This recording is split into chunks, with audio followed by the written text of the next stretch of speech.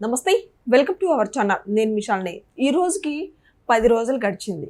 అయినా సరే జాహ్నవి పాప ఎక్కడ కూడా ఆజోకి అయితే ఇప్పటి వరకు కనిపించలేదు. మరి అసలు ఇంతకీ ఆ జాహ్నవి ఎటు వెళ్ళిపోయిందో ఏమో ఎవరికి ఇప్పటి వరకు అర్థం కావట్లేదు.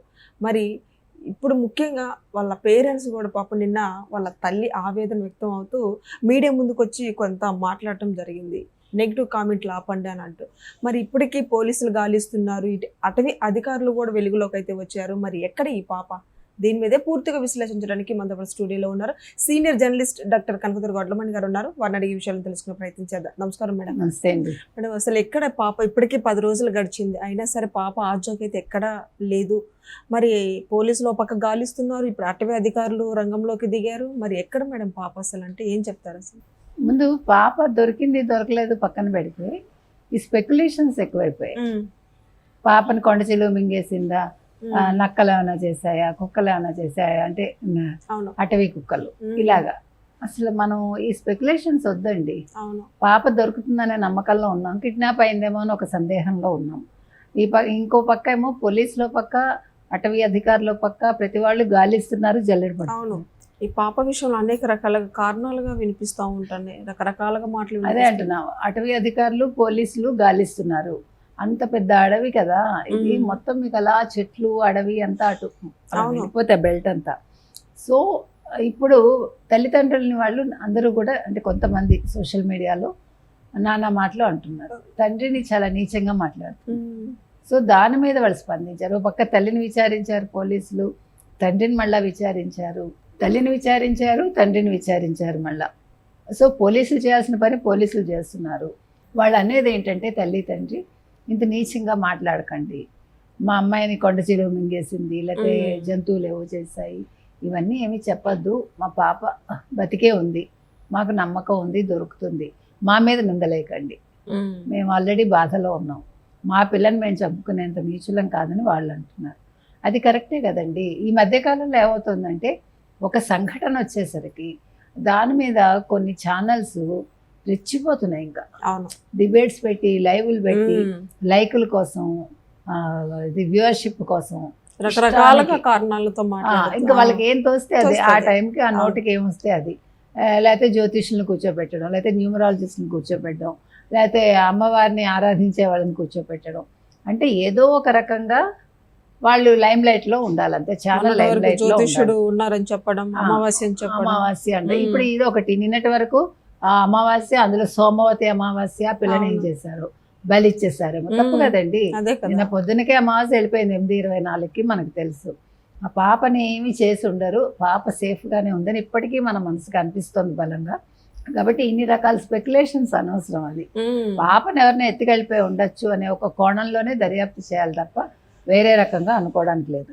తర్వాత రాజమండ్రి తీసుకెళ్లారు, రాజమండ్రిలో ఎవరో చూశారు బస్సులో, ఇద్దరు ఎత్తుకెళ్ళడం, ఇది ఒకటి అయింది.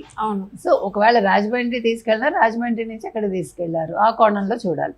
ఏముంది, రాజమండ్రి బస్ స్టాండ్ లో సీసీటీవీ ఫుటేజ్ పరిశీలించవచ్చుగా. ఒకవేళ వైజాగ్ వెళ్తే వైజాగ్ లో పరిశీలించాలి. తర్వాత మీకు శ్రీకాకుళం, అక్కడి నుంచి ఒడిషా, ఇట్లా చూసుకుంటూ వెళ్ళాలి. ఏం చేస్తారు, ఫుటేజ్లు పరిశీలించాలి 10 రోజులు. అంటే పాపను ఎవరు తీసుకెళ్లారు, ఎక్కడికి తీసుకెళ్లారు. సో మొత్తం మీద ఇప్పుడు జాహ్నవి మిస్సింగ్ కేసు అనేది చాలా పెద్ద సంచలనమైంది. మరో పక్కేమో పవన్ కళ్యాణ్ కూడా దీని మీద విచారించడం జరిగింది. చాలామంది విచారిస్తున్నారు, అంటే రాజకీయ నాయకులు కూడా చాలా సీరియస్గా దీని మీద దృష్టి పెట్టడం జరిగింది. సో ఎవరికి వాళ్ళు, పోలీసులు తప్పు ఇందులో మనకేం కనిపించట్లే, అధికారుల తప్పులు లేవు ఎక్కడా కూడా. ఎవరికి వాళ్ళు వాళ్ళ డ్యూటీ వాళ్ళు అయితే బాగానే చేస్తున్నారు. కాబట్టి ఇప్పుడు అందుకే వైసీపీ ఇంతవరకు స్పందించాల, లేకపోతే వాళ్ళు ఈ పార్టీకి అవకాశం తీసేసుకుంటారు కదా. ప్రతివాడు మాట్లాడటానికి రెడీగా ఉంటారు, కానీ ఎవరు మాట్లాడటంలా చిత్రంగా. అంటే వాళ్ళు అవకాశం కోసం చూస్తున్నారు తప్ప పాప మీద ప్రేమ లేదు. పాప మీద ప్రేమ ఉంటే పాప దొరుకుతుంది, మీరు టెన్షన్ పడకండి అని తల్లి తండ్రికి చెప్పాలి. అంతే తప్ప కూటమిని ఏమైనా అందామా, కూటమి మీద నింద వేద్దామా, ఈ దృష్టి తప్ప పాప దొరకాలనే దృష్టి ఎవరికి లేదు. మీరు చూసారా, నాటి కరాటే కళ్యాణి గారు వెళ్ళారు, తనని బాధ తట్టుకోలేక తను దగ్గరికి తీసుకొని తను ఏడుస్తూ ఉంటే తను ఓదారుస్తూ ఉంటుంది పాప అన్నట్టు. తను కూడా కరాటే కళ్యాణ్ గారు ఇలాంటి విషయాల్లో ముందు ఉంటారు. ఆవిడ చాలా బోల్డ్ కూడా మనిషి, చక్కగా మాట్లాడిన ఆవిడ ఎక్కడ న్యాయం ఉంటే అక్కడే మాట్లాడుతుంది. సాధారణంగా ఆవిడ ఎప్పుడు కూడా అంటే వేరే రకంగా ఆవిడ ఎప్పుడు నిర్ణయాలు తీసుకోరు. ఆవిడ మాట కరెక్ట్ ఉంటుంది, పని కరెక్ట్ ఉంటుంది. ఎటువైపు ఉండాలో అటువైపే ఉంటారు ఆవిడ, న్యాయం వైపే ఉంటుంది సాధారణంగా. సో ఆవిడ వెళ్ళటం అనేది మంచిదే, కొంచెం వాళ్ళకి ఓదార్పుగా ఉంటుంది ఎవరన్నా పెద్దవాళ్ళు వెళ్తే. సో మొత్తం మీద ఈ పాప అయితే దొరకాలి.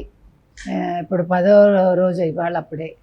సో అమావాస్య అయిపోయింది, పాడ్యం అయిపోయింది, విధి వచ్చేసిందేమో తెలియదు మనకి. ఏది పెంపుడు కుక్క విషయంలో ఏంటి మేడం? పెంపుడు కుక్కది మనకి తెలిసి అది రిపోర్ట్లో ఏమీ నెగిటివ్ లేనట్టుంది. అంటే ఏదన్నా పాము కరిచిందా మరి ఆ విషయం మనకి ఇంకా కరెక్ట్ రిపోర్ట్ అయితే రాలేదు. మీకు పాము కరిస్తే కూడా వెంటనే చచ్చిపోవాలి మామూలుగా, అంత టైం పట్టదు కదా.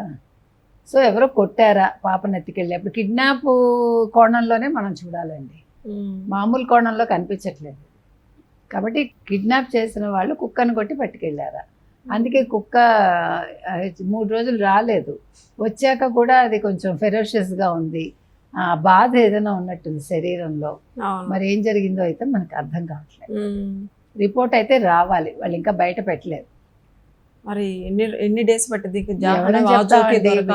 ఇదేమి మనం చెప్పలేం కదా, మనం ఊహించి ఇప్పుడు వస్తుంది ఫలానా రోజు అని. ఇలాంటి విషయాల్లో మనం ఏమీ చేయలేం. కాకపోతే పాప ఆరోగ్యంగా రావాలి, మంచిగా తిరిగి రావాలి అని మాత్రం మనం ఎదురు చూద్దాం అంతే. Thank you. Thank you.